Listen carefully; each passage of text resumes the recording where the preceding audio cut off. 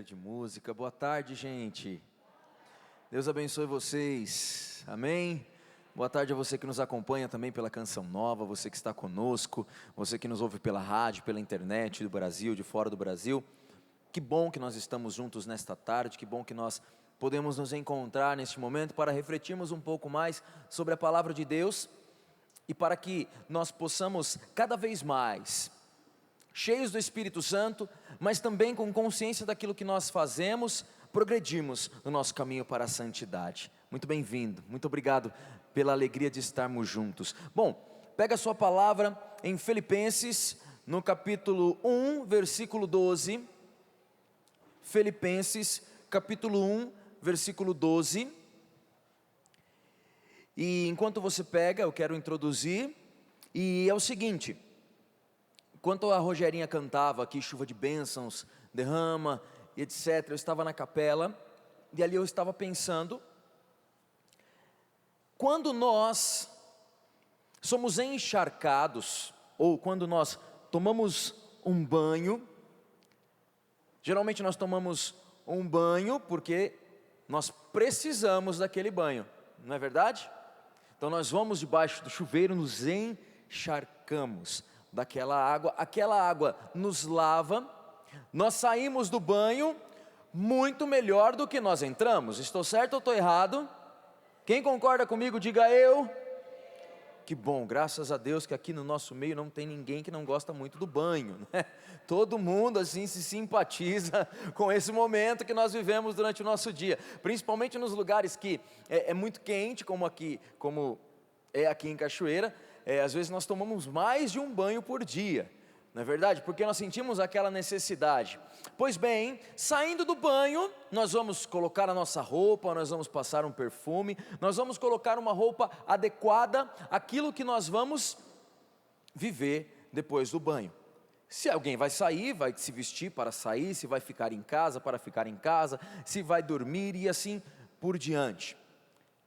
Então, tudo isso tem a ver com aquilo que nós vamos falar hoje, que é encontrar sentido na vida em Deus. Ou seja, nos banhamos do Espírito Santo agora. Pedimos, chuva de bênçãos, derrama em nós, faz chover no deserto do nosso coração, ou seja, nos limpa, nos lava, faz com que nós tenhamos sentido, faz com que nós estejamos preparados. Pronto, todos nós estamos banhados. Agora nós precisamos dar o seguinte passo, ou o próximo passo, que é viver. Ninguém fica aqui no banho o tempo todo. Termina o banho, você vai viver, não é? Pode ter um problema, pode ter uma vitória, uma alegria, uma derrota. Tem hora que nós tomamos banho para ir em lugares que nós talvez não gostaríamos de ir, mas nos preparamos para ir naquele lugar. O Senhor nos banhou agora nós precisamos viver, nos revestir da sua palavra, nos revestir dele, do seu modo de vida e viver. Colocar sentido nesta vida que nós vamos vivendo após sermos banhados pelo Espírito. Porque se não temos sentido nesta vida que nós vamos viver, se não estamos auxiliados, porque veja bem, fomos banhados pelo Espírito Santo, lavados por Ele, nós precisamos começar a viver uma vida nele. Porque se nós simplesmente nos banharmos e sairmos vivendo sem o Espírito, a nossa vida vai perder o sentido. A diferença de um banho normal para o banho do Espírito é que, quando você toma um banho de água comum, você entra, sai e vai viver. Com o Espírito Santo, você banhado pelo Espírito, você entra nesta chuva de bênçãos e você precisa sair com ela, com o perfume dela, com o sabor dela, recheado dela, pleno dela. Você não pode mais deixar o Espírito Santo, porque isso vai fazer a sua vida cristã perder completamente o sentido. E num momento ou outro, você vai olhar para trás e vai dizer: nada do que eu vivi na igreja valeu a pena. Mas isso não é uma verdade. Não vale mais a pena porque você simplesmente passou pela chuva do Espírito e não viveu mais segundo o Espírito, mas passou a viver segundo as suas convicções, ou pior, segundo as convicções que estão tentando colocar dentro da sua cabeça. Porque infelizmente, até partilhava com um irmão ontem, o que estão fazendo para tentar manipular a nossa mente é algo... Estou tentando procurar um adjetivo aqui, mas é algo extremamente cruel. Porque as pessoas estão nos manipulando sem com que nós percebamos. Como que somos manipulados? Uma notícia consegue deixar você triste ou deixar você muito feliz. É verdade ou não é? Essa tragédia que aconteceu, e esse exemplo não quer dizer que nós fomos manipulados, não. Eu só estou dando o exemplo de como uma notícia triste pode causar uma comoção no país. Essa tragédia que aconteceu com o time da Chapecoense, quem não ficou triste com isso? Só aquele que não tem sentimento nenhum. Todos nós nos entristecemos porque foi uma tragédia. Ninguém quis nos manipular com isso de maneira alguma, não é isso que eu estou dizendo. Eu estou pegando um exemplo de como uma notícia triste pode nos deixar tristes. Agora, o problema todo é quando existe uma má intenção por trás de algo que é jogado para nós e nós abraçamos aquilo como uma verdade absoluta e não passamos nem pelo crivo da nossa fé, simplesmente acreditamos porque alguém disse e nós não sabemos nem quem foi, mas nós passamos a acreditar.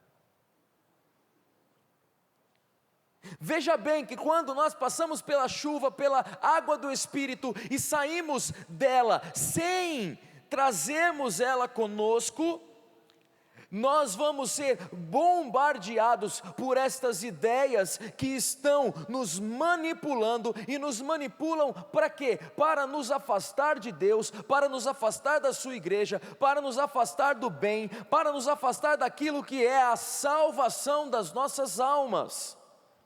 E posso dizer que por trás de muitas dessas notícias, muitos dos meios que nos comunicam, muitas das pessoas que estão criando certos modos de manipular o nosso pensamento, está o próprio demônio. Porque ele não quer ver a nossa salvação.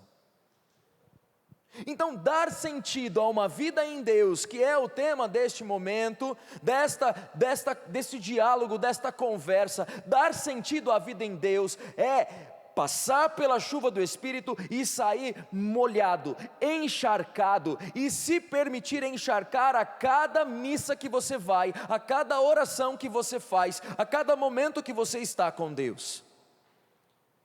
Porque a nossa vida não é feita somente de bons momentos, a nossa vida não é feita somente de alegrias, a nossa vida não é feita somente de vitórias, mas a nossa vida é feita muito mais de batalhas, a nossa vida é feita muito mais de lágrimas, a nossa vida é feita muito mais de desafios, que vão colocar em xeque, que sempre vão colocar em xeque a nossa fé, a nossa igreja e a nossa salvação.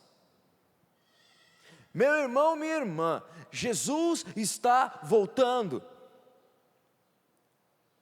Por isso queira dar sentido à sua vida em Deus, para que quando Ele voltar, Ele nos encontre preparado para um grande abraço, preparado para a sua acolhida, preparados para o céu.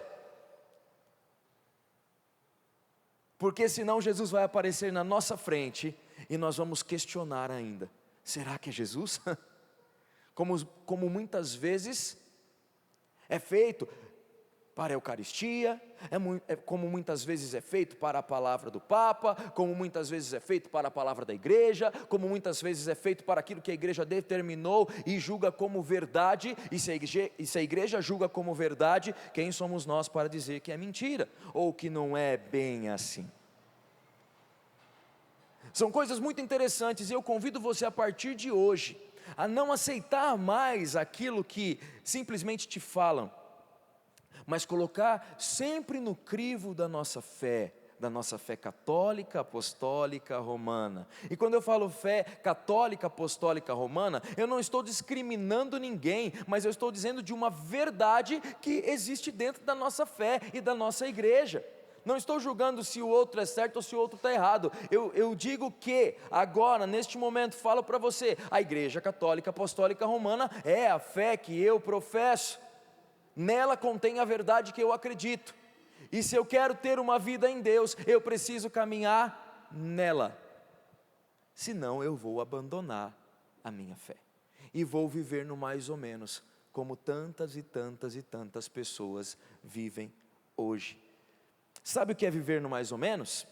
Viver no mais ou menos é achar que não existe mais verdade, é achar que tudo é relativo. A igreja diz, não,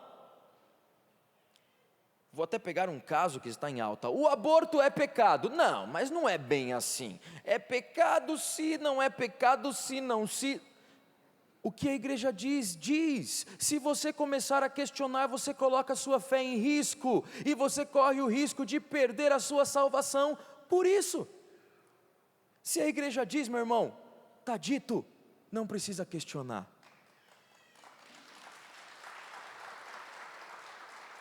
Não, mas não, tem que entender. Aí tem gente que está dizendo, mas o Papa Francisco vai ler na íntegra e estudar o que o Papa Francisco está dizendo, ao invés de ficar colocando palavras na boca dele.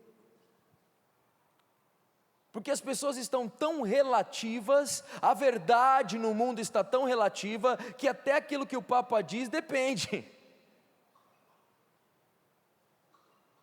Não coloque a sua fé em risco, meu irmão. Vamos para a palavra. E aqui diz assim, em Filipenses, a partir do versículo 12: meus irmãos, quero fazer-vos saber que os acontecimentos que me envolvem estão redundando em maior proveito do Evangelho. Em todo o pretório e por toda parte, tornou-se conhecida que é por causa de Cristo que estou preso. A maior parte dos irmãos, ante a notícia das minhas cadeias, cobrou nova confiança no Senhor e mais entusiasmo em anunciar sem temor a palavra de Deus. Aí no versículo 20: meu ardente desejo e minha esperança são em que nada serei confundido, mas que hoje, como sempre, Cristo será glorificado no meu corpo. Tenho toda a certeza disto, quer pela minha vida, quer pela minha morte, porque para mim o viver é Cristo, e o morrer é lucro. Palavras do Senhor. Então, esta palavra está no contexto onde Paulo está preso. Ou seja, ele não está vivendo um momento de profunda alegria na vida dele. Ele não está vivendo um momento de júbilo na vida dele. Ele está vivendo um momento de reclusão, de dor, de sofrimento, de prisão. Já viveu um momento assim? Sim ou não? Alguns até vivem, né? Nossa! Tem dias que nós parecemos que estamos presos a determinados sofrimentos, a determinadas situações. Mas eu tenho uma novidade para você. Quer saber a novidade, sim ou não? Quer ou não quer? Não, mas está animado para saber a novidade ou não? Isso é normal, gente. Se alguém diz para você que o sofrimento está além, não está. Mas veja bem, Paulo, dentro desta realidade, ele encontrou este sentido e diz assim: olha, quero fazer-vos saber que os acontecimentos que me envolvem, era um acontecimento bom ou ruim? O acontecimento que envolvia Paulo era bom ou ruim? Era bom ou ruim? Ruim, ele estava preso. Que os acontecimentos que envolvem estão redundando em maior proveito do Evangelho. Em todo o pretório e por toda parte, ou seja, em todo lugar, tornou-se conhecido que é por causa de Cristo que eu estou preso. Vamos lá, vamos fazer uma fusão agora, a introdução que eu falei para vocês, com esta palavra.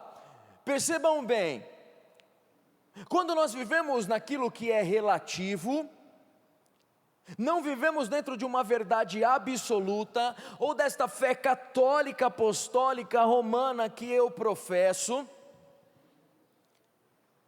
eu não consigo transmitir às outras pessoas que, quer eu esteja bem, ou quer eu esteja mal, eu estou em Cristo.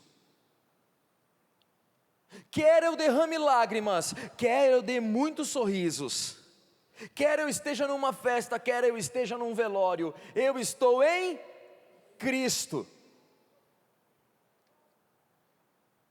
Porque eu não coloco em xeque nada do que me é ensinado, e passo a olhar pelos desafios, não simplesmente como algo que me vem colocar a derrota, como algo que me vem prostrar, como algo que me vem abater, mas eu venho ali olhando para Cristo e dando sentido em tudo aquilo que eu estou vivendo.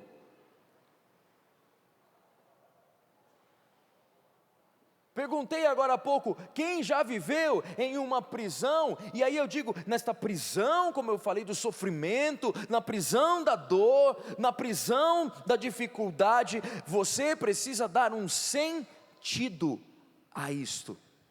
E este sentido está onde? Em Cristo.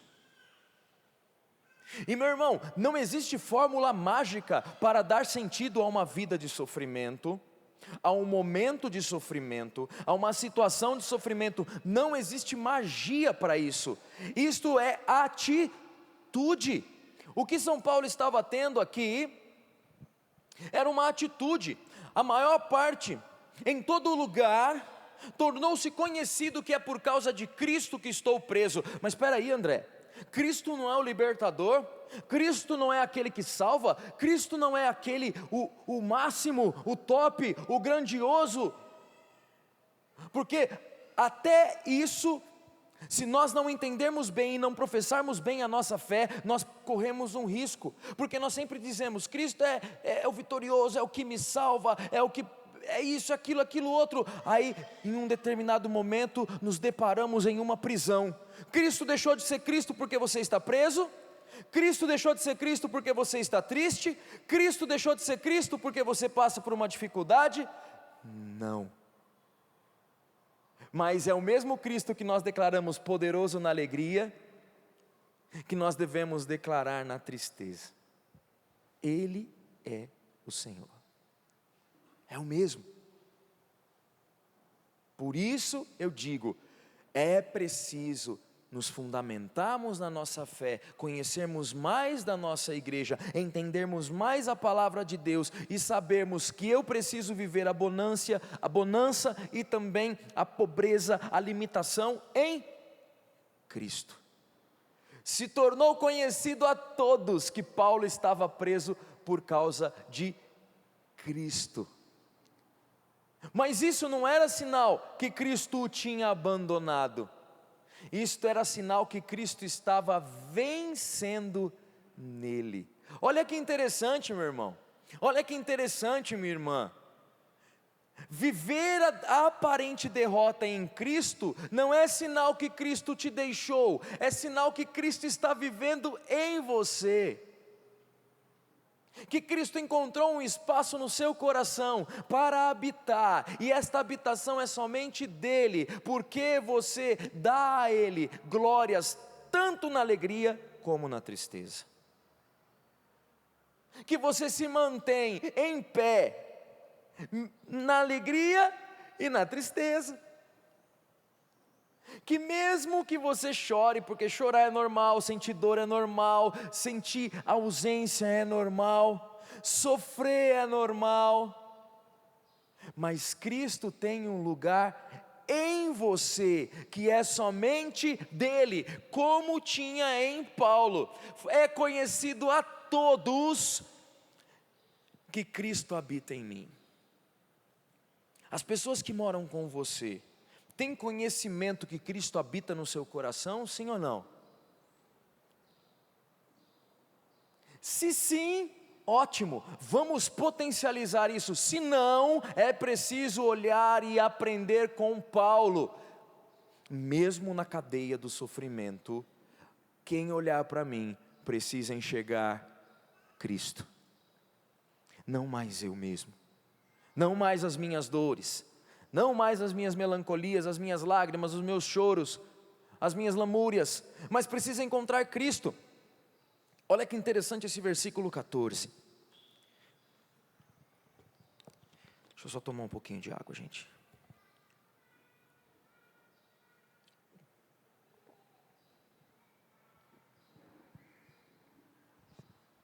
Olha que fantástico esse versículo 14. A maior parte dos irmãos, ante a notícia das minhas cadeias, alguém já ficou sabendo dos seus sofrimentos? Nossa, fulano está sofrendo muito, você viu o que aconteceu com ele?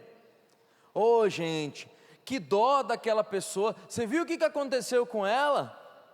Ô gente, minha comadre está sofrendo tanto, misericórdia. Alguém já soube do seu sofrimento, sim ou não? O seu sofrimento já virou notícia? Olha aqui, a maior parte dos irmãos, ante a notícia do meu sofrimento, ante a notícia das minhas cadeias, teve nova confiança no Senhor. Olha que fantástico isso, e maior entusiasmo em anunciar sem temor a palavra de Deus. Veja bem, meu irmão, quando as pessoas olhavam para Paulo preso, sofrendo, encarcerado, elas tinham maior ânimo, elas tinham mais vontade de serem de Deus ainda. Parece uma coisa contrária, não parece? A gente devia ter vontade de ser de Deus, a gente deveria ter vontade de ser de Deus ao ver as pessoas se alegrando, não é? Ao ver as pessoas ganhando, ao verem as pessoas sempre prosperando, ao verem as pessoas gritando glória a Deus, ao verem as pessoas testemunhando milagres, curas, grandes manifestações de Deus. Claro, isso também, e nós até promovemos aqui na Canção Nova, muitas vezes esses momentos, onde nós glorificamos a Deus, onde trazemos pessoas com belíssimos testemunhos, porque isso também fortalece a nossa fé. Porém, o sentido da nossa vida em Deus precisa estar nos momentos, também nos momentos de tristeza, de prisão, de agonia, gerar no irmão, na irmã que está do meu lado, o maior entusiasmo em anunciarmos sem temor a palavra de Deus. Ou seja, viver em Cristo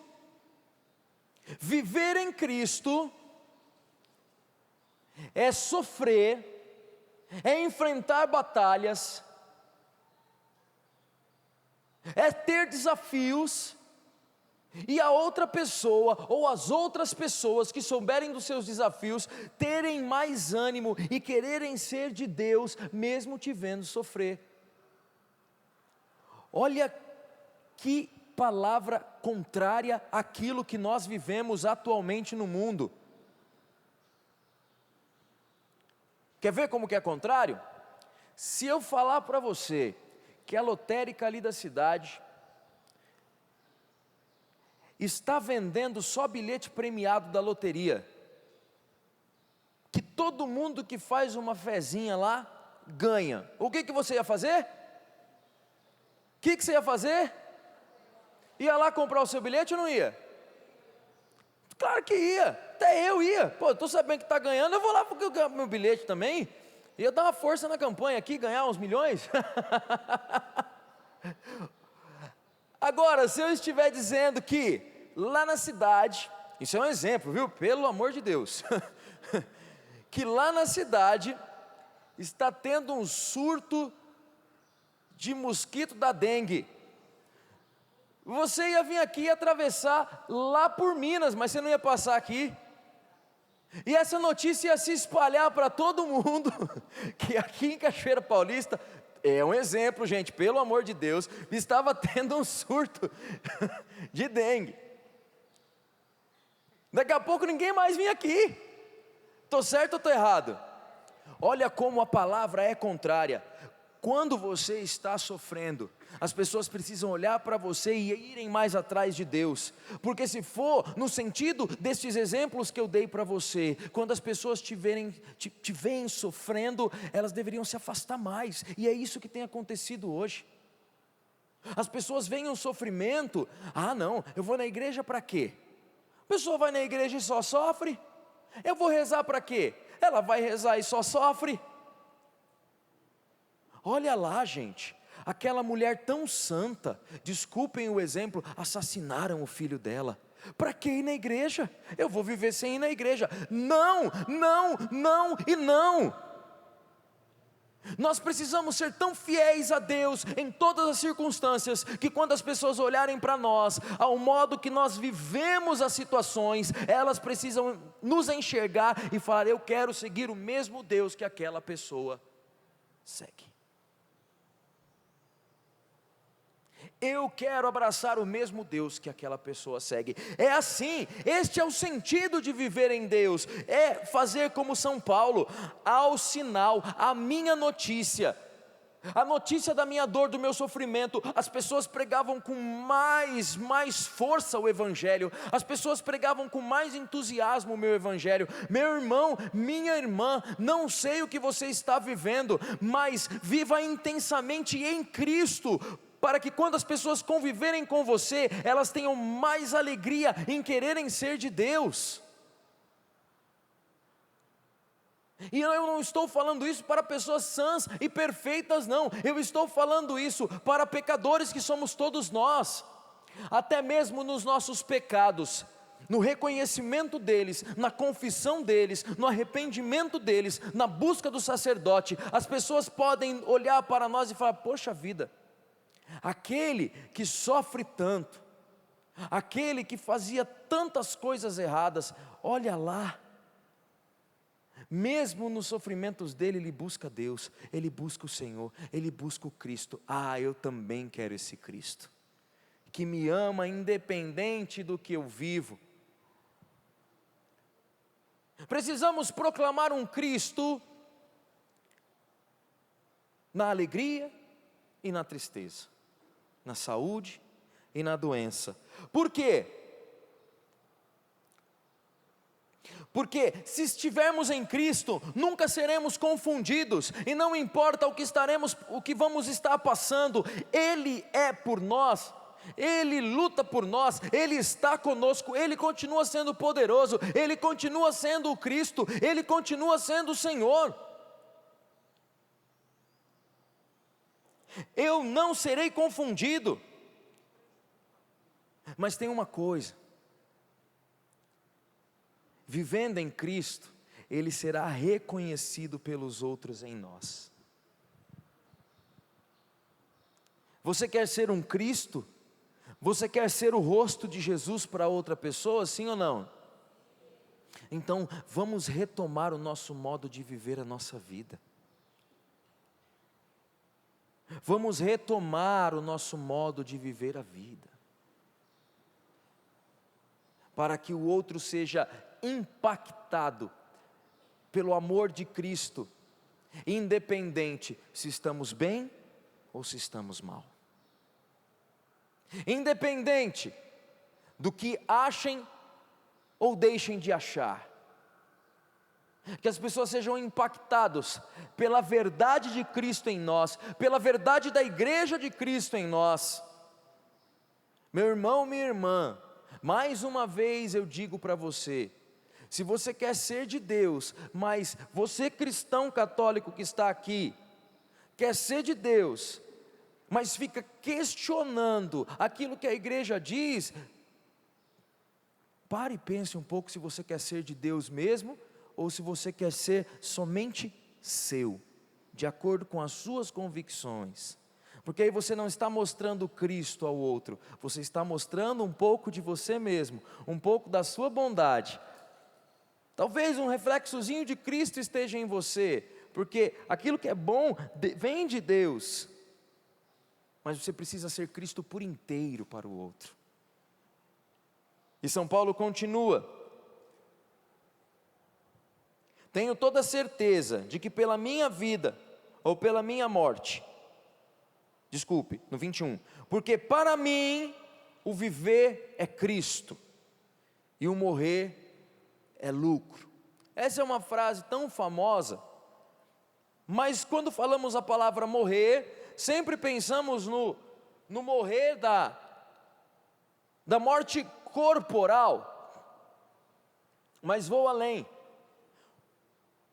O morrer das nossas convicções, das nossas vontades, das nossas dores, das nossas angústias, para expressar Cristo a outro. Não estou falando de algo simples e fácil para você, por isso que eu falei que no começo que não era nada mágico. Eu estou falando de algo extremamente desafiador, que o Senhor nos convida a vivermos hoje. Viver para mim é Cristo, viver em Cristo é expressar o Cristo em qualquer circunstância, de qualquer maneira. Quem chegar perto de mim, está chegando perto de Jesus, porque eu expresso Jesus, porque eu assumi o compromisso de morrer para a minha carne, e morrer para a carne é uma luta constante que nós vamos fazer, constante. Vou dizer para você com toda sinceridade, tem horas que nós vamos ganhar, e ganhar bonito, tem horas que nós vamos ganhar, mas ganhar bem, mas tem hora que nós vamos perder para esta luta da carne, e perder feio. Mas quando nós perdermos, como eu continuo expressando Cristo? Já disse, me arrependendo, indo até o sacerdote, me confessando e recomeçando. Assim, até nas nossas aparentes derrotas, as pessoas olharão para nós e enxergarão o verdadeiro Cristo. E a melhor coisa de tudo isso, para amarrarmos, porque começamos falando de estarmos cheios do Espírito. Para viver tudo isso, precisamos estar cheios do Espírito, em vista da volta de Jesus, porque Ele quer nos levar para o céu com Ele. E se vivemos nesta dimensão de expressar o Cristo ao outro, em cada batalha que nós vivemos, nós não vamos correr o risco de desanimarmos, nós não vamos correr o risco de largarmos a fé, nós não vamos correr o risco de jogar tudo para o alto, nós não vamos ficar naquela ideia de que, nossa, como era bom antes e agora como é ruim. Não, nós entendemos que estamos vivendo para Cristo, porém estamos ganhando, estamos morrendo para a carne, estamos só lucrando. Vocês estão me entendendo? Sim ou não? Não saiam daqui hoje do mesmo jeito, mas saiam daqui querendo viver para Cristo, querendo ser outro Cristo, e não importa o que vocês estejam vivendo, glorificar o Senhor, tanto no momento bom, como no momento ruim, ter a ousadia de proclamar Jesus Cristo é o Senhor, em cada momento da sua vida. Mas André, e se esse momento se perdurar por muitos e muitos e muitos anos? O que eu faço? Olha, meu irmão, quando me perguntam isso, às vezes viram para mim e dizem assim: André, eu já sofro há 5, 6, 7, 8, 9, 10 anos. O que eu faço? Eu digo para a pessoa: continue sendo fiel. Claro que dá uma dor, uma angústia, porque eu pelo menos não quero ficar vendo as pessoas sofrerem. Mas quando eu vejo alguém na fidelidade ali, sofrendo e continuando sendo de Deus, eu volto para a Canção Nova, eu volto para cá, para o meu lugar, com muito mais vontade de ser de Deus. Aquela pessoa, ela está vivendo aquilo com tanta força, ela está expressando tanto o Senhor, que claro, a humanidade dela está gritando: meu Deus, eu não aguento mais, mas Deus está com ela, e no momento certo, oportuno, Ele vai agir. Eu não sei quando é, não sei nem como vai ser, mas a palavra que nós lemos agora de Filipenses está sendo verdade na vida dela, porque eu sou, e já fui testemunha de muitas pessoas,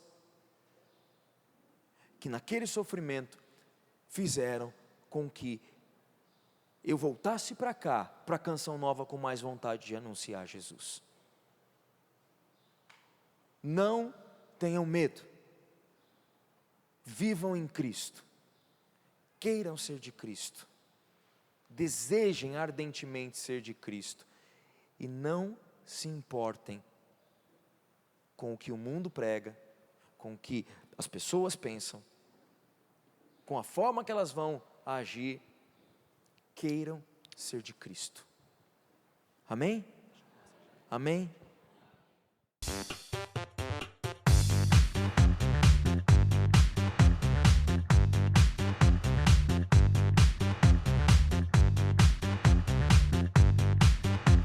CançãoNovaPlay.com. Assine já!